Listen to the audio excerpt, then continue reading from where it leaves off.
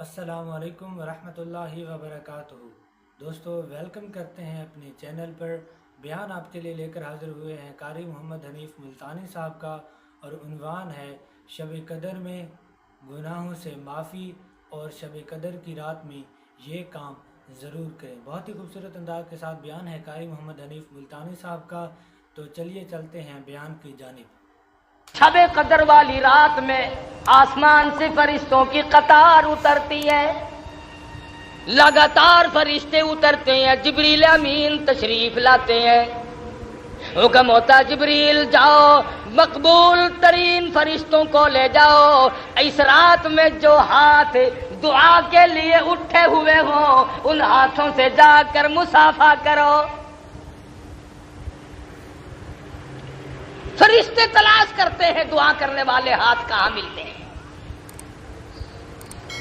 تنزل الملائکۃ والروح، فرشتے اترتے ہیں، جبریل امین تشریف لاتے ہیں۔ بعض علماء کا قول ہے فرشتوں کی ایک جماعت آتی ہے، بعض علماء نے لکھا ہے سیدنا عیسیٰ علیہ السلام اترتے ہیں، جاؤ امت محمد الرسول اللہ صلی اللہ علیہ وسلم کے اعمال دیکھ کے آؤ۔ حدیث پاک میں آتا اللہ پاک نے فرشتوں کو شب قدر کی رات میں پیدا فرمایا۔ اللہ پاک نے آدم علیہ السلام کی تخلیق کا مادہ اسی رات میں جمع فرمایا۔ اللہ پاک نے لیلۃ القدر والی رات میں جنت کو پیدا فرمایا، جنت کو آراستہ فرمایا۔ لیلۃ القدر والی رات میں اللہ پاک نے جنت میں درخت لگائے۔ سیدنا عیسیٰ علیہ السلام کو آسمانوں پہ اسی رات میں اٹھایا گیا۔ اور لوگوں زندگی میں وہ راتیں پھر آ پہنچی، آؤ مانگو جس نے مانگنا ہے، کہیں ایسا نہ ہو سر بسجود ہوں مگر عزم میں پختگی نہیں، اور قائل بندگی تو ہوں قابل بندگی نہیں۔ میں تو ہر وقت سجدہ ریزی کرتا ہوں، پر کیا معلوم تیرے یہاں قبول بھی ہے کہ نہیں۔ شرف قبولیت عطا فرمائے یہ اس کی کریمی کے سہارا اور کریمی کے صدقے پہ منحصر ہے، کوئی زبردستی نہیں کر سکتا۔ سبحان اللہ، ماشاءاللہ۔ بات ہے دل میں خوف بسانے کی۔ آخر وہ لوگ بھی تو اس دنیا میں گزر کر کے چلے گئے جنہوں نے ساری رات متھا مارا، ساری رات شب بیداری کی، ساری رات میں ایک منٹ بھی سو کے نہیں دیکھا۔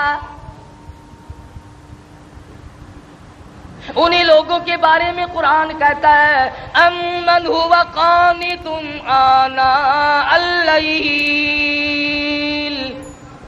ساجدا وقائما یحذر الآخرۃ ویرجو رحمت ربی۔ فرمایا کمال ہے سر تیرا سجدے میں ہو، آسمان سے آواز آئے اور سجدہ کرنے والے مانگ کیا مانگتا ہے، لطف آ جائے، مزہ آ جاتا ہے، ایسا سجدہ کر جیسا سجدہ محمد مدنی صلی اللہ علیہ وسلم نے کیا۔ رو رو کے ساری رات سجدے میں گزار دی، بیت گئی رات۔ اور اسی لیے کہتا ہے کہ ہر آدمی پچھلی رات کی عبادت کو بڑا خاص دخل ہے۔ آدمی کی زبان ہو، خدا کا قرآن ہو، دل میں اللہ میاں کا دیا ہوا سوز و گداز ہو، خدا کی قسم تلاوت کرے، یوں معلوم ہوتا ہے کہ آسمانوں کے اوپر اڑ رہا۔ بات ہے دل میں خوف بسانے کی۔ یہ دن پھر شاید کس کو آئیں گے، آؤ اپنے گناہوں کی معافی مانگو۔ 11 مہینے جو گناہوں کے پہاڑ لگا دیے، دریا بہا دیے، زمین و آسمان کا خلا پر کر دیا، آج آنسو بہا کر اللہ کے حضور میں معافی مانگنے کا وقت آ گیا۔ ہم اپنی غلطی ماننے کو تیار نہیں۔ اگر کسی کو یوں کہہ دیں آپ کے روزہ نہیں رکھا، وہ بدماش آگے سے اکڑتا ہے، بکواس کرتا ہے۔ اسلام میں حکومت ہو، بکنے والے کا قتل کرنے کا حکم ہے، بادشاہ قتل کرے، کہ وہ شاعر اسلام کو بھونکتا کیوں ہے؟ مگر آپ گریز کریں، ایسے آدمی سے بات نہ کریں جو دین کی پرواہ نہ کرتا ہو۔ نام کے مسلمان بنے پھرتے ہو، کام کے مسلمان قبروں میں چلے گئے۔ آج تمہیں محمد مصطفیٰ صلی اللہ علیہ وسلم کی شکل سے پیار نہیں، صورت سے انس نہیں، فلمی ایکٹروں فلمی ایکٹریسوں کی صورتوں کو تلاش کرتے ہو، بال ان کے ساتھ ملاتے ہو، شکل ملاتے ہو، کپڑے ملاتے ہو۔ تم نے کبھی یہ بھی سوچا کہ قیامت کے دن میں شہنشاہ کائنات کے دربار میں یہ منہ لے کر کیسے جاؤں گا؟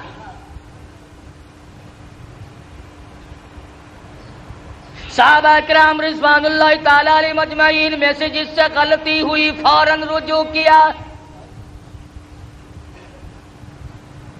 ماعز سلمی رضی اللہ تعالیٰ عنہ صحابی ہے،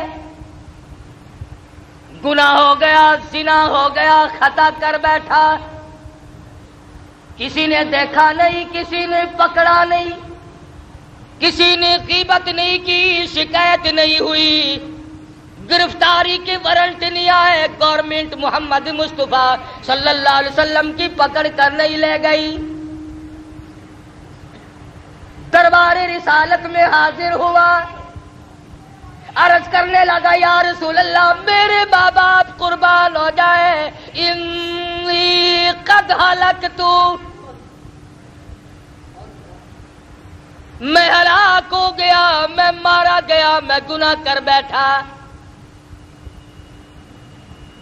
محمد مدنی صلی اللہ علیہ وسلم نے اس کی طرف سے رخ پھیر لیا، شاید جذبات میں آ کر کوئی بات کرتا ہو، وہ دوسری طرف آ کھڑا ہوا، پھر حضور نے اس طرف سے منہ پھیر لیا، پھر وہ اس طرف آ کے کھڑا ہو گیا، پھر حضور نے پوچھا خواب کی بات تو نہیں؟ کہنے لگا نہیں نہیں، بیداری میں زندگی میں مجھ سے گناہ ہو گیا، اور اللہ کی بات پیغمبر میں گناہگار ہوں، میرے ملحوظ قدم اللہ کی پاک زمین پہ نہیں گرنے چاہیے۔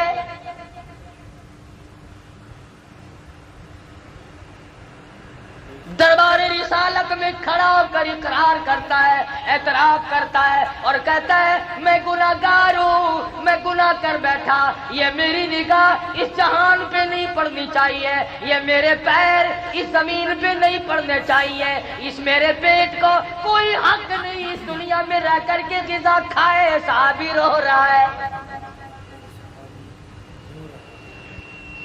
حضور اکرم صلی اللہ علیہ وسلم نے ارشاد فرمایا کہ اسے لے جاؤ مدینے سے باہر۔ کون سا مدینہ؟ خدا کی قسم جہاں کی ہوا نرالی ہے، جہاں کی شان نرالی ہے، عظمتیں نرالی ہیں، کیا کہنا اس مدینہ کا جہاں آقا دو عالم کا بسیرا ہو صلی اللہ علیہ وسلم۔ وہاں کی ہر چیز نرالی، عظمتوں سے بھرپور، جہاں پر آج تک اس گئے گزرے دور میں، اس گئے گزرے وقت میں اب تک یہ حالات ہے۔ مولانا قاضی حسین احمد شجاع باغی سبقید رحمت اللہ علیہ فرماتے تھے کہ ہم نے بیٹھ کر کے کھانا کھایا، ہم نے ہڈی چوس کے پھینکی تو ایک بدو کے چھوٹے سے بچے نے اٹھا کر چوسنی شروع کر دی، ہمیں ترس آیا، ہم نے پاس بٹھایا، کھانا کھلایا، اور بعد میں ہم نے کہا بیٹا ہمارے ساتھ پاکستان چلو، ہم تجھے روٹی بھی کھلائیں گے، کپڑا بھی پہنائیں گے، شادی بھی کریں گے، مکان بھی دیں گے۔ اس بچے نے کہا سب کچھ دو گے؟ کہ ہاں۔ کہ تمہارے یہاں سب کچھ ملتا ہے؟ کہ ہاں۔ معصوم بچہ کہتا ہے قائد صاحب کی طرف اشارہ کر کے کہ اچھا سب کچھ ملے گا؟ کہ ہاں سب کچھ ملے گا۔ کیا تمہارے ملک میں یہ گنبد خضرا بھی ہے؟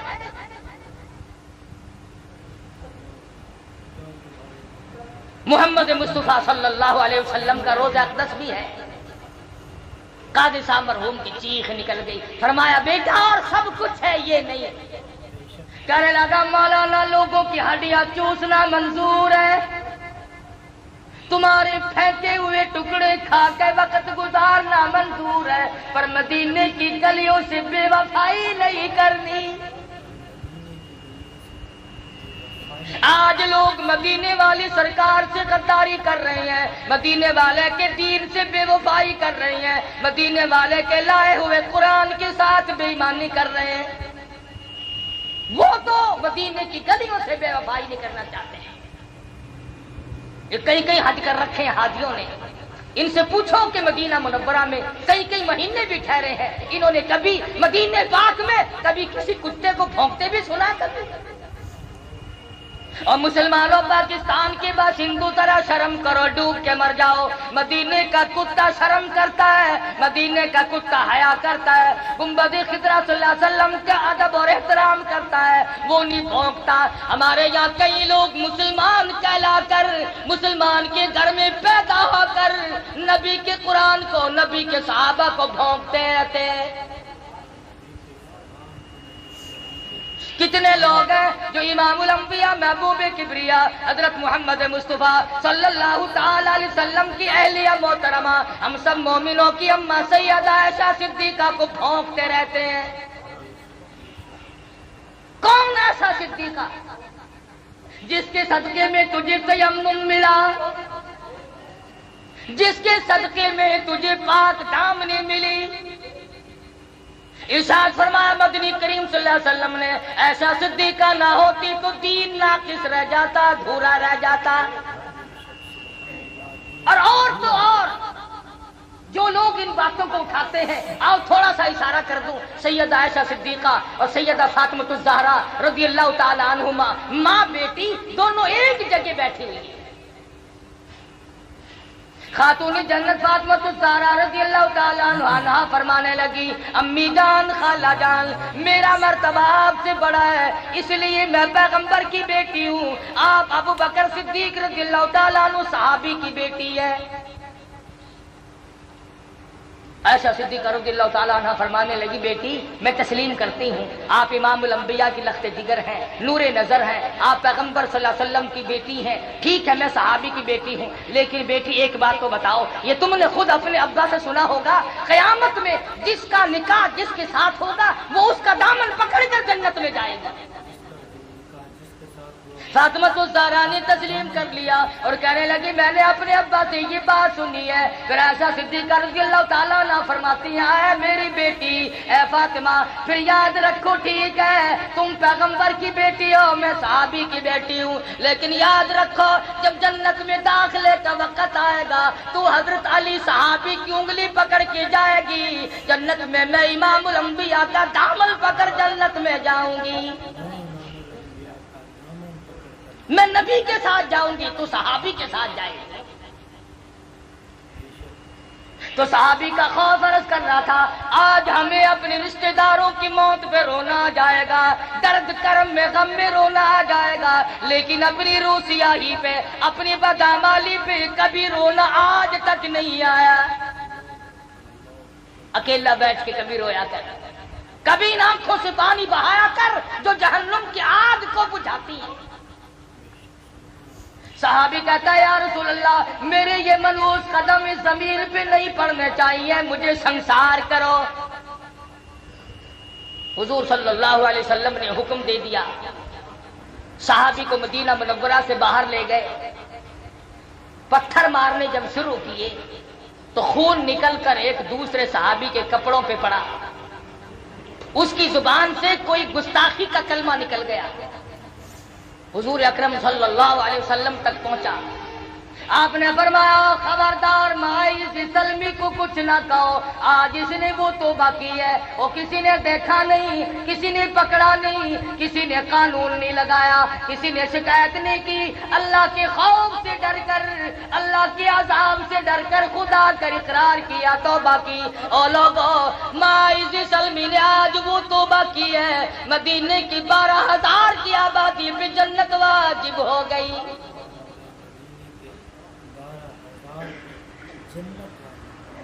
ہمارا یہ خیال ہے کہ گناہ جو پرانا ہو جاتا ہے نا وہ خود بخود معاف ہو جاتا ہے. دل آدمی کا کہتا ہے, او جی وہ جوانی کے وقت کی بات ہے, چھوڑو اب کیا یاد کرنا ہے اس کا, بچپن تھا گزر گیا, نئی عمر تھی گزر گئی. نہیں, اللہ کے بینک میں موجود ہے, یاد رکھ, قبر میں جائے گا ایک ایک ذرہ کھڑا ہوا پائے گا. ایک عورت مدنی کریم صلی اللہ علیہ وسلم کے دربار میں آتی ہے,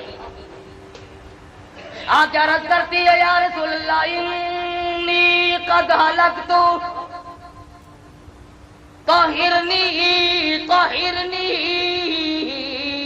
مجھے پاک کر دو، مجھے پاک کر دو، انی قد ہلکت، میں ہلاک ہو گئی، میں ماری گئی، میں برباد ہو گئی، میرا کچھ نہ رہا۔ حضور اکرم صلی اللہ علیہ وسلم کے پوچھنے پر پتہ چلا زنا کا گناہ ہو گیا،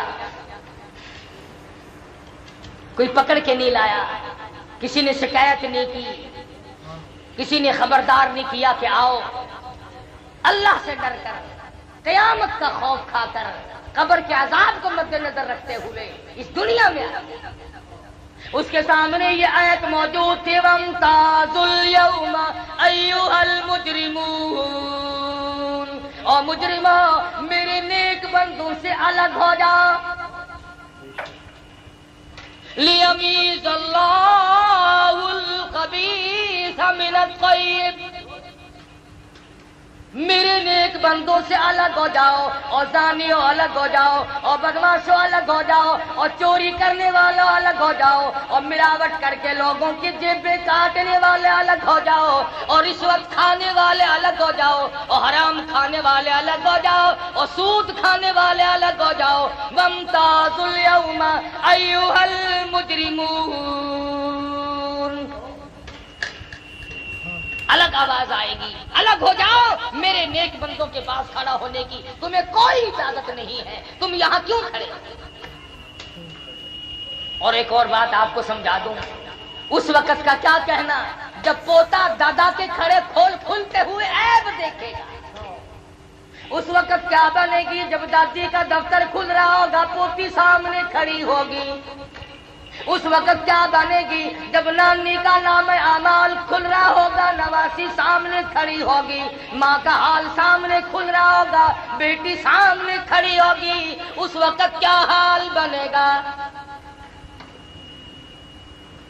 اس لیے ان حضرات کے دلوں میں پہلے سے خدا کا خوف آیا، اللہ کا ڈر آیا، دل و دماغ میں بسایا، جانتے تھے دنیا میں جو مصیبت چاہو اٹھا لو، عذاب معاف کرا لو، توبہ کر لو، استغفار کر لو، یہ سارے کام دنیا میں ہوتے ہیں، آخرت میں جا کر کے پھر جزا اور سزا دو ہی مقام، عورت ذات ہو کر۔ آج عورتوں کو یہ فکر نہیں کہ میری نماز صحیح بھی ہے کہ نہیں، مجھے کلمہ بھی صحیح آتا ہے کہ ایک دوسری عورت کو کلمہ سنا کر کے نہیں دیکھتی کہ ایسا نہ ہو اگر میرا کلمہ غلط ہوا تو میرا ایمان کہاں ہوگا۔ عورتیں کلمے کی طرف توجہ نہیں دیتی، نماز کی طرف توجہ نہیں دیتی۔ تمہیں معلوم ہے مرد ہو یا عورت ہو، جس نے جان بوجھ کر نمازوں میں بے پرواہی کی، قیامت کے دن خنزیر کی شکل بنا کر اٹھایا جائے گا۔ کچھ لوگ سوال کریں گے الہی یہ کون ہے؟ جواب ملے گا آخر الزماں پیغمبر کے بے نماز امتی۔ آج لوگ بے پرواہ بھی بڑے پھرتے ہیں، شہری کھا کے سو گئے، فجر کی غائب کر دی، شام کو کھانے پہ لگے رہے، مغرب کی غائب کر دی۔ آپ کو معلوم ہے رمضان شریف میں جتنا نیکی کرنے پر ثواب زیادہ ملتا ہے، نماز قضا کرنے پر، روزہ چھوڑنے پر گناہ بھی اس سے ڈبل ملتا ہے۔ تو یہ صحابیہ ہے جو خوف خدا کھائے ہوئے ہے، رو رہی ہے، کہتی ہے طہرنی، مجھے پاک کر دو، انی قد ہلکت، میں ہلاک ہو گئی، میں ماری گئی۔ حضور اکرم سب کہو صلی اللہ علیہ وسلم نے پتہ لگایا، معلوم ہوا عورت پیٹ سے ہے، حمل سے ہے۔ فرمایا اگر تجھے سنسار کیا گیا تو تجھ کو اگر اسلامی سزا دی گئی تو یہ پیٹ میں جو بچہ ہے یہ بھی مر جائے گا، اس کے قتل کا کون ذمہ دار بنے گا؟ اور مسلمانوں، میرا تیرا، سارے جہان کا، فرشتوں کا، پرندوں کا، آسمان والے فرشتوں کا، سب کا نبی اس بچے کے قتل سے ڈرتا ہے جو عورت کے پیٹ میں ہے۔ ہم اپنے ہاتھوں سے اپنے بھائیوں کو قتل کرنا ہے، یہ جا کے دیکھ لو جیلیں بھری پڑی ہیں، ان میں ایک بھی کسی سکھ کا قاتل نہیں، ان میں ایک بھی کسی کراڑ کا قاتل نہیں، ان میں ایک بھی کسی ہندو کا اور غیر مسلم کا قاتل نہیں۔ کوئی ماں کا قاتل ہے، کوئی سگے بھائی کا قاتل ہے، کوئی چچا کا قاتل ہے، کوئی بھائی کا قاتل ہے، کوئی باپ کا قاتل ہے، کوئی بیٹے کا قاتل ہے۔ یہ مسلمان ہے۔ مدنی کریم صلی اللہ تعالی علیہ وسلم نے ارشاد فرمایا، آدمی مسلمان جب مسلمان کی طرف ہتھیار اٹھاتا ہے فوراً ایمان اس کا رخصت ہو جاتا ہے۔ کہاں ہیں وہ لوگ جو کلمہ پڑھا کرتے تھے، جو پرواہ کیا کرتے تھے؟ اب یہ عورت ہے رو رہی دربار رسالت، اور سرکار دو جہاں حضرت محمد الرسول اللہ صلی اللہ علیہ وسلم اس بچے کے قتل سے ڈرتے ہیں جو بچہ پیٹ میں ہے۔ کئی دائیاں کاروبار بنا کے بیٹھ جاتی ہیں کہ چلو پیسے ڈبل ملیں گے، ہم ناجائز حمل نکالتے رہیں تو کیا حرج ہے۔ خدا کی قسم جتنے اسقاط کرو گے اتنے قتل نام اعمال میں لکھے جائیں گے۔ جو ڈاکٹر ایسا کرتا ہے، جو لیڈی ڈاکٹر ایسا کرتی ہے، وہ قاتل ہے، عوام کا، قوم کا، اسلام کا، ایمان کا وہ قاتل ہے۔ مدنی کریم صلی اللہ علیہ وسلم نے فرمایا، مائی ہم سزا تو فوراً دے دیتے ہیں مگر یہ جو پیٹ میں بچہ ہے اس کے قتل کا میں ذمہ وار نہیں بن سکتا۔ صحابی کہتا ہے حضور کا رنگ پیلا پڑ گیا، ڈر گئے، خوف کھا گئے، میں حمل والے بچے کو بھی قتل نہیں کر سکتا۔ جاؤ، جب یہ بچہ پیدا ہو جائے گا پھر آنا، پھر تمہیں سزا دی جائے گی اسلام کے مطابق۔ چنانچہ عورت گئی، مدت مقررہ وقت پر جب بچہ پیدا ہو گیا جھولی میں پھر بھی کی کوئی دائی مقرر نہیں کی، کوئی دائی مقرر نہیں کی کہ پکڑ کے لانا جب بچہ پیدا ہو جائے، خود بخود جھولی میں اپنے بچے کو اٹھا کر دربار رسالت میں آ گئی، عرض کرنے لگی یا رسول اللہ طہرنی، اب میری زندگی تلخ ہو گئی ہے، اب یہ میرے ملوث قدم اس زمین پہ نہیں پڑنے چاہیے، خدا کے لیے مجھے سزا دو، خداوند کریم کے دربار کی سزا سے مجھے بچا دو، انی قد ہلکت۔ فرمایا اسے کون دودھ پلائے گا؟ تو اسے لے جا جب یہ روٹی کھانے لگے گا جب تجھے سزا دے گا۔ اب بھی کوئی آدمی مقرر نہیں کیا، کوئی محکمہ مقرر نہیں کیا کہ جب بچہ روٹی کھانے لگے تو پکڑ کے لانا۔ 6 مہینے کے بعد بچے کے ہاتھ میں روٹی کا ٹکڑا دیتی ہے، پیدل چلاتی ہے، انگلی پکڑ کر دربار رسالت حضرت محمد الرسول اللہ صلی اللہ علیہ وسلم میں حاضر ہوتی ہے اور کہتی یا رسول اللہ آج واپس نہیں جاؤں، اب مجھے اپنی زندگی اچھی نہیں لگتی، گناہگار آدمی کے قدم اس زمین پہ نہیں پڑنے چاہیے، سیاکارو گناہگارو مجھ پر اسلام کی حد جاری کرو، مجھ پر اسلام کا قانون نافذ کرو، یہ بچہ دیکھ لو آپ کے سامنے روٹی کھانے لگ گیا ہے، حد جاری کی گئی۔ تو بھی اپنے کبھی گناہوں کو یاد کر کے کم سے کم، اب تجھے مارنے والا تو کوئی نہیں، نہ اسلام کی حکومت ہے، نہ تجھ پر سزا جاری ہو سکتی ہے۔ 33 برس ہو گئے ٹھگی مارتے مارتے، خدا جانے کتنے آئے اور کتنے چلے گئے، اور نہ معلوم اب بھی اور کتنے جائیں گے کتنے آئیں گے۔ تسلی ہوگی قرآن خدا کا نہیں آتا، اب تسلی ہوگی، 33 سال کے بعد اطمینان ہو گیا، یقین ہو گیا کہ اب یہود کا قانون آئے گا، انگریز کا قانون آئے گا، امریکہ کا قانون آئے گا، چائنا کا قانون آئے گا، محمد مصطفیٰ صلی اللہ علیہ وسلم کا قانون نہیں آئے گا۔ اس لیے اگر سرکار مدینہ کا قانون آتا ہے تو افسر پہلے زد میں آتا ہے، قانون نافذ کرنے والی جو مشینری ہے وہ پہلے بیچ میں آتی ہے۔ اسلام آباد سے لے کر کے پوری دنیا کے دیہاتوں تک اگر یہ مشینری ٹھیک ہو جائے نا، اس ملک کا اگر افسر جانبدار ہو جائے اور اس کے دل میں خدا کا خوف آ جائے اور وہ قیامت سے ڈر جائے اور وہ اپنی قبر سے ڈر جائے، خدا کی قسم ہمارا پاکستان جنت کا نقشہ بن سکتا ہے۔ بات صرف یوں بگڑی کہ ہم اپنے آپ کو بدلنے کے لیے تیار نہیں، ہم مسلمان بن کے مرنے کے لیے تیار ہیں۔ صحابہ اکرام رضوان اللہ تعالی علیہ مجمعین کے یہاں دین اتنا سستا نہیں تھا جتنا ہمارے یہاں ہے۔ انہوں نے بہت کچھ خرچ کر کے دین کو حاصل کیا تھا، ان کا قرآن اور ایمان پر بڑا خرچ ہوا تھا، ان کی زندگیاں گزری۔ صحابہ کرام مرد تو مرد رہے، عورتوں نے کمال کر دیا، رمضان کے روزے رکھتی تھی، محنت مزدوری بھی کرتی تھی۔ اندازہ لگاؤ حضور کی سگی سالی ہے، اسما بنت ابو بکر رضی اللہ تعالیٰ عنہا ہے، حضرت زبیر کی اہلیہ عبداللہ بن زبیر کی امی جان ہے۔ غربت اتنی ہے سارا دن کھجوروں کی گٹھلیاں اکٹھی کرتی ہے، تلاش کرتی ہے، شام کو ہاون دستے میں کوٹ کر پانی میں گول کر پی جاتی ہے، رات کو مصلی پہ کھڑی ہو کر ساری رات خدا کا قرآن پڑھتی ہے۔ سبحان اللہ، ساری رات خدا کا قرآن پڑھتی۔ کہاں ہے آج ایسے لوگ؟ امام شافعی سب کہہ دو رحمت اللہ علیہ اپنی بیٹی کو فرمانے لگے، بیٹی او میری دھی، تیری نظر خراب ہو گئی، تیری آنکھیں چنجھا گئیں، کچھ دیر سویا کر، آرام کر لیا کر، تو جاگتی رہتی ہے۔ رو کے عرض کرنے لگی، میرے ابا جان کیا بتاؤں، نیند آتی ہے، بستر پہ لیٹ جاتی ہوں، آنکھ لگنے کو ہوتی ہے، اچانک میرے دل میں یہ خیال آ جاتا ہے، شافی کی بیٹی تم نے بستر سنبھال لیا، صبح تیری نامعلوم زمین کے اوپر ہوگی یا لاکھوں من مٹی کے نیچے ہوگی، زمین کے اوپر ہوگی یا لاکھ کیا معلوم کل قبر میں صبح ہوگی یا دنیا میں صبح ہوگی۔ فرماتی ہیں جب یہ خیال آتا ہے پھر اٹھتی ہوں، مصلی پہ کھڑی ہو کر خدا کا قرآن پڑھتی ہوں۔ آج ان مردوں سے اللہ کا قرآن چھن گیا، تلاوت کی توفیق نہیں رہی، عورتوں کو توفیق نہیں رہی۔ اور جسے ایک سپارہ آتا ہے اگر وہ ایک سپارہ روز پڑھے تو 30 پارے 30 دن میں نہ ہو جائیں گے۔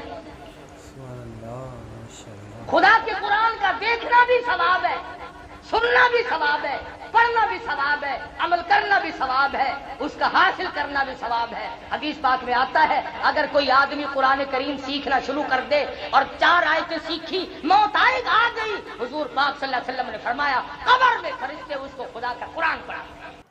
سبحان اللہ، سبحان اللہ، ماشاء اللہ، جزاک اللہ۔ بیان آپ نے سماعت فرمایا قاری محمد حنیف ملتانی صاحب کا، شب قدر کے حوالے سے بیان فرما رہے تھے، بہت ہی خوبصورت بیان تھا۔ قاری محمد حنیف ملتانی صاحب بیان کرتے ہیں کہ کیا شان ہے اس شب قدر کی جس میں ایک عبادت کرنے کا ثواب 83 سال 6 ماہ عبادت کرنے کا ثواب ملتا ہے۔ دوستو کوشش کریں کہ اس رات میں نوافل ادا کریں تاکہ آپ کو بھی 83 سال 6 ماہ کی نوافل پڑھنے کا ثواب ملے۔ ان راتوں میں صدقہ کریں تاکہ آپ بھی 83 سال 6 ماہ کی صدقہ کرنے کے برابر ثواب حاصل کر سکیں۔ اتنی بابرکت رات ہے، اتنی عظیم رات ہے کہ جس میں اللہ تعالیٰ اپنے فرشتوں سے کہتا ہے کہ جاؤ زمین پر جاؤ اور میری نیک بندوں کی دعاؤں پر آمین کہو، اور اس رات قطاروں میں فرشتے زمین پر اترتے ہیں اور اللہ تعالیٰ جبرائیل امین سے کہتے ہیں کہ اے جبرائیل جاؤ اور مقبول فرشتوں کو لے جا کر میرے نیک بندوں کی دعا اور ان کے ہاتھوں سے مصافحہ کرو۔ ماشاء اللہ، سبحان اللہ۔ قاری حنیف ملتانی صاحب بیان فرما رہے تھے، اس کے بعد قاری صاحب نے ایک مولانا صاحب کا واقعہ بیان کیا کہ ایک مولانا صاحب حج کرنے کے سلسلے سے مدینہ منورہ تشریف لے گئے تو وہاں کھانا کھانے بیٹھے تو ایک ہڈی جو تھی وہ پھینکی تو ایک بچے نے اس ہڈی کو اٹھا کر چوسنا شروع کر دیا تو مولانا صاحب کو ترس آ گیا اور اس نے اس بچے کو اپنے پاس بلایا، بیٹھا کر کھانا کھلایا اور اس سے کہا کہ بیٹا ہمارے ساتھ ہمارے ملک میں چلو، ہم تمہیں روٹی بھی دیں گے، کپڑا بھی دیں گے، مکان بھی دیں گے، اور جب تم بڑے ہو جاؤ گے تو ہم تمہاری شادی بھی کر دیں گے۔ تو بچہ کہنے لگا کہ مولانا صاحب کیا آپ کے پاس سب کچھ ملتا ہے؟ تو مولانا صاحب نے کہا کہ جی ہمارے پاس سب کچھ ملتا ہے۔ تو بچہ کہنے لگا کہ مولانا صاحب کیا آپ کے پاس یہ گنبد خضرا بھی ملتا ہے؟ تو مولانا صاحب کی چیخیں نکل گئی اور انہوں نے کہا کہ نہیں بیٹا، ہمارے ملک میں گنبد خضرا تو نہیں ہے۔ بچہ کہنے لگا کہ ہڈیاں چوسنا تو منظور ہے، لیکن حضور سرور کائنات صلی اللہ علیہ وسلم کے شہر سے، ان کے روضے سے بے وفائی قبول نہیں ہے۔ اس کے بعد قاری حنیف ملتانی صاحب ایک صحابی رضی اللہ تعالیٰ عنہ کا ایک واقعہ بیان کرتے ہیں کہ ان سے غلطی سے زنا ہو گیا، خطا کر بیٹھے، کسی کو پتہ نہیں چلا کہ انہوں نے زنا کا گناہ کیا ہے، لیکن اس صحابی نے پھر بھی قیامت کے ڈر سے، آخرت کے ڈر سے حضور سرور کائنات کی بارگاہ میں حاضر ہو کر کہا کہ اے اللہ کے نبی، مجھ سے خطا ہو گئی، مجھ سے گناہ ہو گیا۔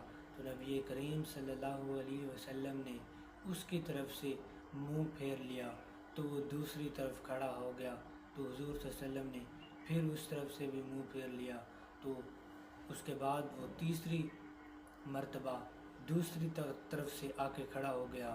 تو نبی کریم صلی اللہ علیہ وسلم نے فرمایا کہ خواب کی صورت میں تو نہیں ہوا؟ اس نے کہا کہ نہیں، خواب کی صورت میں گناہ نہیں ہوا۔ تو حضور کا تو صحابی کہنے لگا کہ اے اللہ کے نبی، مجھ پر حد جاری کر دیں، میرے یہ منحوس قدم اس زمین پر نہیں لگنے چاہیے۔ تو آپ صلی اللہ علیہ وسلم نے اسے سنسار کرنے کا حکم دیا، اور جب اس کو مدینے سے باہر لے جایا گیا اور پتھر مارنے شروع کیے، تو ایک پتھر جو تھا جب وہ لگا تو خون کے چھینٹے دوسرے صحابی کے کپڑوں پر گئے، تو اس صحابی کی زبان سے گستاخانہ کلام جاری ہوئے۔ جب نبی کریم صلی اللہ علیہ وسلم کو پتہ چلا، تو نبی کریم صلی اللہ علیہ وسلم نے کہا کہ اس صحابی کی توبہ کی وجہ سے مدینے کی 12,000 آبادی پر جنت واجب ہو گئی ہے۔ بیان آپ نے سماعت فرمایا قاری محمد حنیف ملتانی صاحب کا۔ امید کرتا ہوں کہ آپ کو ویڈیو اچھی لگی ہوگی۔ ویڈیو اچھی لگی ہے کہ ویڈیو کو لائک شیئر کر دیں، ہمارے اس چینل کو سبسکرائب کر دیں، تاکہ قاری محمد حنیف ملتانی صاحب کے مزید بیانات آپ تک آسانی کے ساتھ پہنچ سکیں۔ ملتے ہیں اگلی ویڈیو میں ایک نئے ٹاپک کے ساتھ، تب تک کے لیے